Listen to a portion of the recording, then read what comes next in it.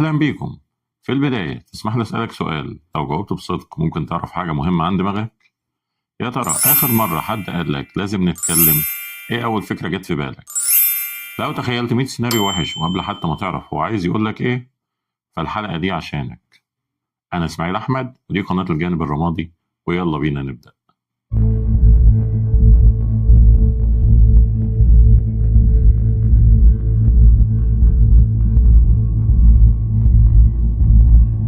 لو السيناريو ده بيحصل في دماغك أو في دماغ حد أنت تعرفه، فده مش ضعف شخصية، ده نمط معروف في علم النفس اسمه كاتاستروفايزنج أو التفكير الكارثي، لما الدماغ يقفز من احتمال بسيط لأسوأ سيناريو ممكن.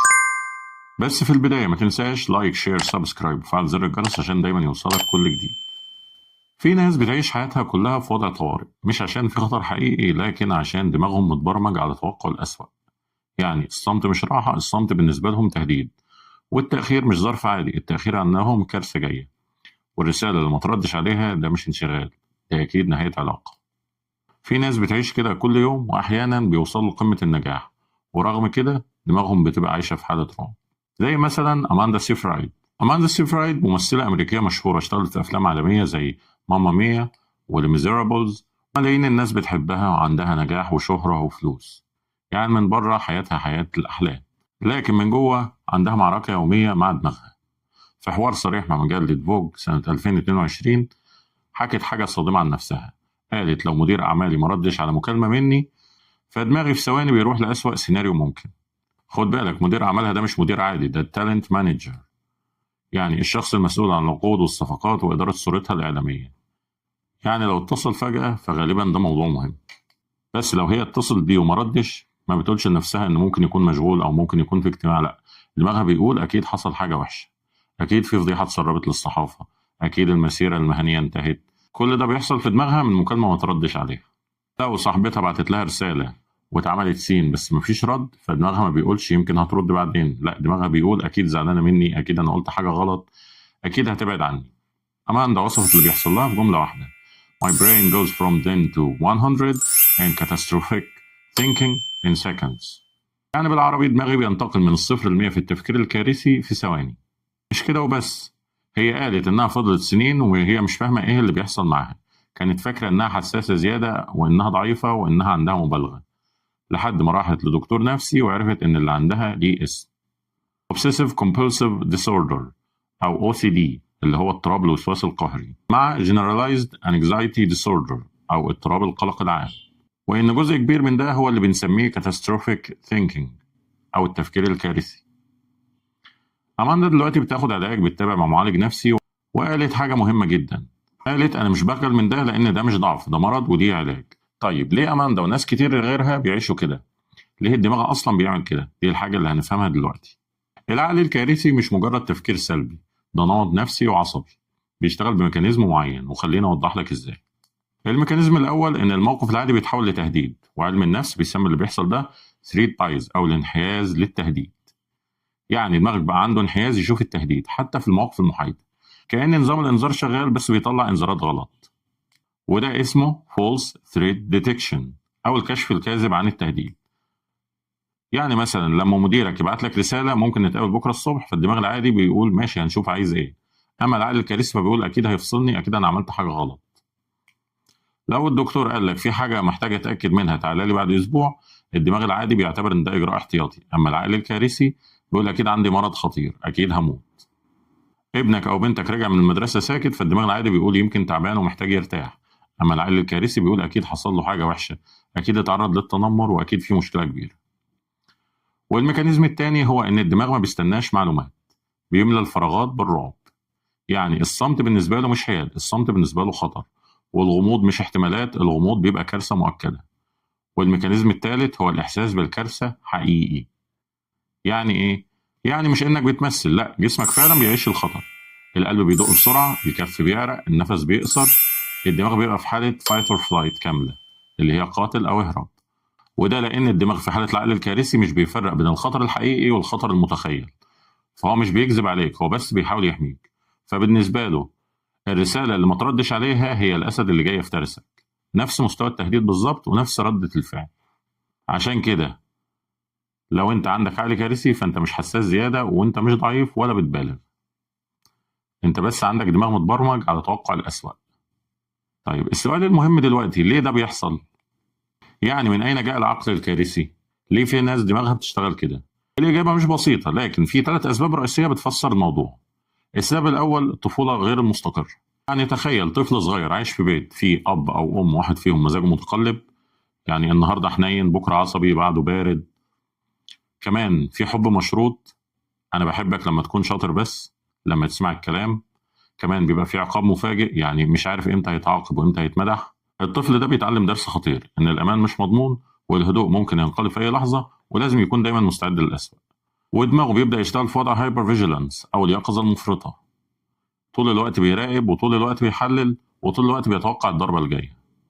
عشان كده العقل الكارثي ما بيبقاش خوف لحظي، ده بيبقى حالة اسمها هايبر فيجيلانس أو اليقظة المفرطة زي ما قلنا، لأن الدماغ اتعلم على مدار سنين إنه يستعد للأسوأ. وده في علم النفس اسمه learned response أو الاستجابة المتعلمة. والنمط ده بيفضل معاه لما يكبر، حتى لو بقى في بيئة آمنة دماغه لسه فاكر إنه في خطر. السبب التاني الصدمات الصغيرة المتكررة. مش لازم تكون صدمة كبيرة، يعني مش لازم تكون تروما بالمعنى الدرامي، ممكن تكون حاجات صغيرة لكن بتتكرر. يعني مثلا كل مرة تسأل سؤال فتتعاقب، كل مرة تعبر عن رأيك يتم تجاهله، كل مرة تحتاج حد ما تلاقيش حد جنبك، كل مرة تفرح حاجة وحشة تحصل بعدها. دماغك بيبدأ يربط إن الهدوء قبل العاصفة والفرح مؤقت والأمان بقى وهم، فبيبدأ يقول لك خليك مستعد عشان ما تتصدمش. السبب الثالث هو الدماغ والأميجدالا. دلوقتي خلينا ندخل في العلم شوية. في جزء في دماغك اسمه أميجدالا اللي هي اللوزة الدماغية، ودي المسؤولة عن اكتشاف الخطر وإطلاق الإنذار وتشغيل استجابة فايت اور فلايت اللي هي قاتل أو اهرب. في الناس العادية الأميجدالا بتشتغل لما يكون في خطر حقيقي، أما في حالة العقل الكارثي فالأميجدالا بتشتغل على أي حاجة غامضة. ليه؟ لأن الأميجدالا اتدربت من الطفولة إنها تشوف كل حاجة كتهديد، فبقت أوفر أكتيف، يعني نشيطة زيادة عن اللزوم. وفي نفس الوقت الجزء المسؤول عن التفكير المنطقي في دماغك اللي اسمه prefrontal cortex أو قشرة الفص الجبهي مش قادر يهدي الأميجدالا، فالنتيجة إن في إنذار كاذب طول الوقت. يعني باختصار الطفولة علمتك إن الأمان مش مضمون، والتجارب قررت توقع الأسوأ عشان ما تتصدمش، والدماغ اتبرمج يشوف كل حاجة كخطر. ودي مش غلطتك، لكن دي برمجة. لو أنت صاحب عقل كارثي فللأسف عد معايا الأضرار دي. أولا بيدمر علاقاتك، لما تتوقع الأسوأ طول الوقت فأنت بتختبر الناس من غير ما تحس، لو ما ردش دلوقتي يبقى مش بيحبني. بتتصرف على أساس خوفك مش الواقع، تزعل تنسحب تهاجم قبل ما يحصل أي حاجة فعلا، وبتخلي اللي حواليك يحسوا إنهم مش كفاية، مهما يطمنوك أنت ما بتبقاش مطمن. رقم 2 بيعمل لك شلل في اتخاذ القرارات، يعني فرصة شغل جديدة فبتقول لنفسك أكيد مش هنجح، أكيد هفشل فيها يبقى ما جربش أحسن. مشروع جديد أكيد هخسر، أكيد الناس مش هيعجبها يبقى ما ابدأش أحسن. علاقة جديدة أكيد هيسيبني في الآخر يبقى ما ارتبطش أحسن. فبتفوت فرص عشان خايف من كوارث لسه ما حصلتش. رقم 3 بيدمر صحتك الجسدية. العقل الكارثي مش بس نفسي، ده بيأثر على جسمك، يعني هتلاقي ضغط دم عالي، أرق مزمن، صداع متكرر، مشاكل في القلب على المدى الطويل، وكمان ضعف المناعة لأن الجسم في حالة ستريس دايم. رقم 4 بيسرق منك الحاضر. أنت مش عايش دلوقتي، أنت عايش في كارثة متخيلة بكرة. اللحظات الحلوة مش بتعيشها لأنك خايف من إنها تخلص، ودي أصعب حاجة، إنك تعيش حياتك كلها خايف من حاجة لسه ما حصلتش. لكن رغم كل شيء برضه فيه أمل. الخبر الكويس إن العقل الكارثي مش حكم نهائي، ده نمط اتعلمته، ممكن تعيد تدريب دماغك، مش بسهولة ومش بسرعة لكن ممكن. الخطوة الأولى إنك تعرف إنه موجود. أول خطوة في العلاج هي الوعي. لما الفكرة الكارثية تيجي سميها، يعني قول لنفسك ده العقل الكارثي بتاعي بيشتغل دلوقتي. وما تقولش أنا عارف أكيد حاجة وحشة هتحصل، لأ، قول دماغي بيقول لي إن في حاجة وحشة هتحصل بس ده مش حقيقي. التسمية دي مهمة جدا لأنها بتخلق مسافة بينك وبين الفكرة. الخطوة التانية تمرين ال5 ثواني، وده تمرين بسيط جدا. لما الفكرة الكارثية تيجي استنى 5 ثواني قبل ما تصدقها، عد في دماغك 1 2 3 4 5، وفي ال5 ثواني دول قول إن ده تفكير وده مش حقيقي. ليه ده مهم؟ لأن الدماغ الكارثي بيشتغل بسرعة، يعني الفكرة بتيجي وأنت بتصدقها فورا وجسمك بيتفاعل. لكن لما توقف ال5 ثواني دول فأنت بتدي فرصة للبريفرونتال كورتكس أو قشرة الفص الجبهي اللي هي الجزء المنطقي في دماغك إنها تشتغل. الخطوة الثالثة سؤالين بسيطين. بعد ما تهدى 5 ثواني وقف كده واسأل السؤال الأولاني، هل في دليل حقيقي؟ مش إحساس ومش خوف، هل في دليل ولا لأ؟ يعني مثلا لو جات لك فكرة إن أكيد المدير بتاعي يفصلني، اسأل نفسك هل في دليل حقيقي؟ والإجابة الصادقة غالبا هتبقى لأ، بس هو عايز يتكلم معايا. السؤال التاني، هل في احتمالات تانية؟ يعني مثلا دماغك بيديك احتمال واحد يبقى هو الأسوأ، لكن الحقيقة إن دايما في احتمالات تانية. زي مثلا لما قلنا إن المدير عايز يتكلم معايا، يبقى الاحتمالات إنه ممكن عايز يديني شغل جديد، عايز ياخد رأيي في حاجة، عايز يعرف إيه أخباري، عايز فيدباك عن الشغل، أو يمكن فعلا في مشكلة، لكن ده احتمال واحد من ضمن احتمالات كتير ومش الوحيد. مجرد إنك تشوف احتمالات تانية ده بيقلل سيطرة الفكرة الكارثية على دماغك. الخطوة الرابعة، ورقة وقلم. لو الفكرة الكارثية قوية ومش عايزة تمشي، اكتبها. اكتب 3 أعمدة: أسوأ سيناريو، وأحسن سيناريو، وأكتر سيناريو منطقي. يعني اكتب أسوأ حاجة دماغك بيقولها، وأحسن حاجة ممكن تحصل، والاحتمال الواقعي الأقرب للمنطق. يعني مثلا لما نطبق مثال المدير، فلو قلنا أسوأ سيناريو هيبقى إن المدير هيفصلني، وأحسن سيناريو إن المدير هيرقيني، وأكتر سيناريو منطقي إن المدير عايز ياخد رأيي في شغل. وغالبا العمود التالت هو الصح، اللي هو السيناريو المنطقي. الخطوة الخامسة، العلاج النفسي. لو العقل الكارثي عندك بيأثر على حياتك اليومية، بيمنعك من النوم، بيدمر علاقاتك، ومش قادر تسيطر عليه لوحدك، فده مش عيب، وده وقت إنك تطلب المساعدة فيه. اللي بنتكلم عنه ده واحد من اللي علم النفس بيسميهم cognitive distortions، أو التشوهات المعرفية. وعشان كده مدارس علاجية زي CBT أو cognitive behavioral therapy أو العلاج المعرفي السلوكي، وده واحد من أكتر الأساليب العلاجية اللي عليه دراسات وأدلة علمية في علاج القلق، بتركز تحديدا على تفكيك النوع ده من التفكير. العلاج المعرفي السلوكي بيساعدك تتعرف على أنماط التفكير المشوهة، وتعيد هيكلة الأفكار دي، وتدرب دماغك على ردود أفعال جديدة. وفي حالات معينة الطبيب النفسي ممكن يوصف دواء يساعد على تنظيم القلق، وده مش ضعف، ده علاج زيه زي أي مرض تاني. وخليني أوضح حاجة مهمة قبل ما نخلص، إن العقل الكارثي مش معناه إنك بتشك في نوع الناس، أنت مش فاكر إن في حد بيتآمر عليك، أنت بس خايف من الأسوأ.